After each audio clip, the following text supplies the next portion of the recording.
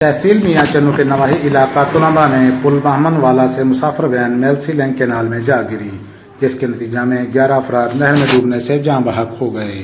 تفصیلات کے مطابق ایک خاندان کے 11 افراد جن میں عورتیں، بچے اور مرد شامل ہیں شیخوپورہ سے میاں چنو واپس آ رہے تھے کہ نزد عبدالحکیم تھانہ طلنبہ کی حدود میں میلسی لینک کینال پر پل بہمن والا پر ایک موٹر سائیکل والے کو بچاتے ہوئے وین آؤٹ آف کنٹرول ہو کر نہر میں جا گری، جس کے نتیجہ میں گاڑی میں سوار تمام افراد نہر میں ڈوبنے کے باعث جاں بحق ہو گئے۔